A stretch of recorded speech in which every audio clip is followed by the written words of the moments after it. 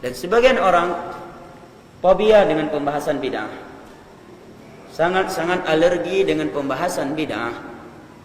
Fobia dengan ceramah bid'ah. Padahal yang pertama kali, yang paling sering, yang paling tegas dalam masalah bid'ah ini adalah Nabi SAW. Fobia dengan pembahasan bid'ah berarti fobia dengan hadis-hadis Nabi SAW. Sekian banyak hadis Nabi yang menerangkan bahaya bid'ah dan ancaman Nabi terhadap para pelaku bid'ah. Kita bahas kaidah umum, bukan kita tidak membahas personal manusia ya. Jangan dipolitisir. Di dalam hadis Jabir yang diriwayatkan oleh Imam Muslim, Nabi di setiap khutbah Jumat mengawali khutbahnya salah satunya adalah dengan ucapan beliau setelah membaca innal hamdalillah 3 ayat dari surat Ali Imran, ya ayyuhalladzina amanu taqullaha haqqa tuqatih wa la tamutunna illa wa antum muslimun. Kemudian ayat pertama dari surat An-Nisa, ya ayyuhan nasu taqu rabbakumul ladzi khalaqakum min nafsin wahidah. Ya. Kemudian ayat dari akhir surat Al-Ahzab, ya ayyuhalladzina amanu taqullaha wa qulu qawlan sadida. Ya, sampai ayat berikutnya. Setelah itu Nabi menyatakan amma ba'd fa inna asdaqal hadits kalamullah wa khairal hadi hadi Muhammadin sallallahu alaihi wasallam wa syarrul umuri muhdatsatuha fa inna kulla muhdatsatin bid'ah wa kulla bid'atin dhalalah wa kulla dhalalatin finnar.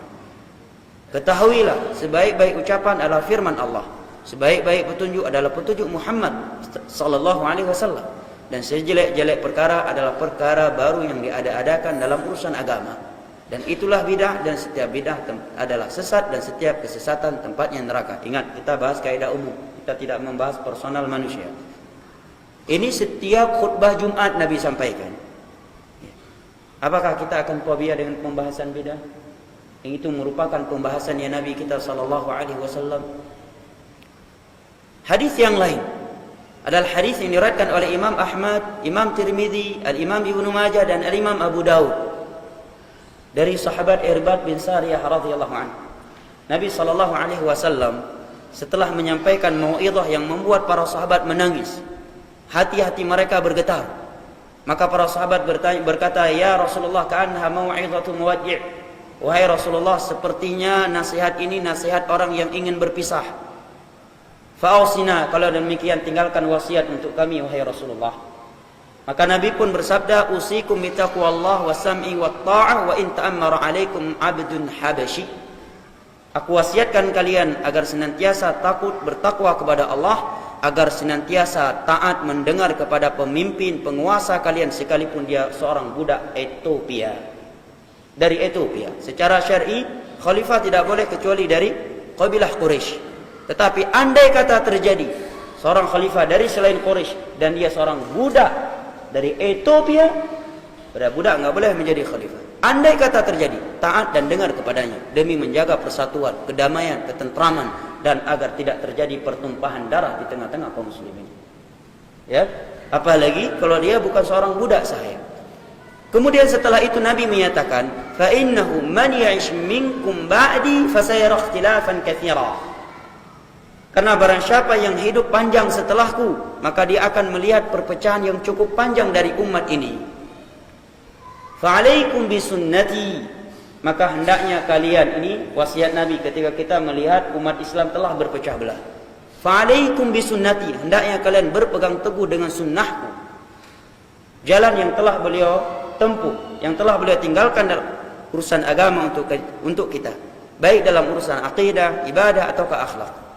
Maka ini pesannya Nabi. Kalau ada yang menyatakan ini baik, itu tidak baik, kita tanyakan apakah ada hadis Nabi yang menerangkan Nabi melakukannya, atau ucapan beliau, atau petunjuk para sahabat Nabi. Kalau tidak, saya tidak mau melakukannya, karena pesan Nabi ketika umat Islam telah berpecah belah agar mengikuti sunnah beliau.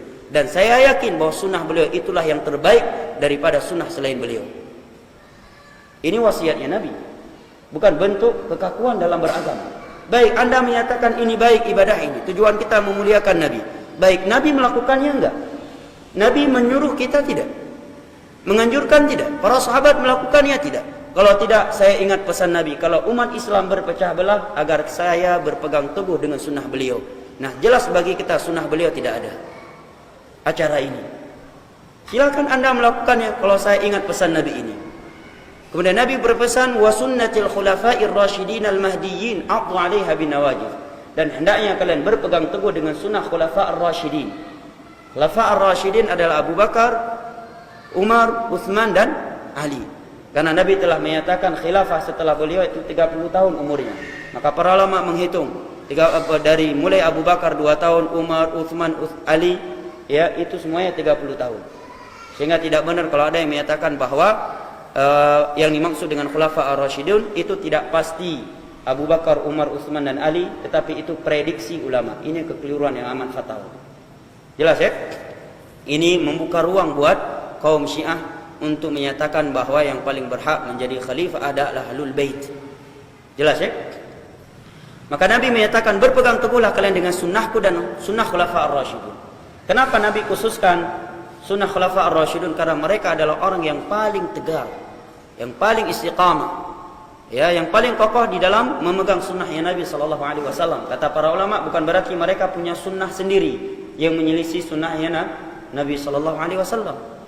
Setelah itu Nabi menyatakan wa iyyakum wa muhdatsatil umur.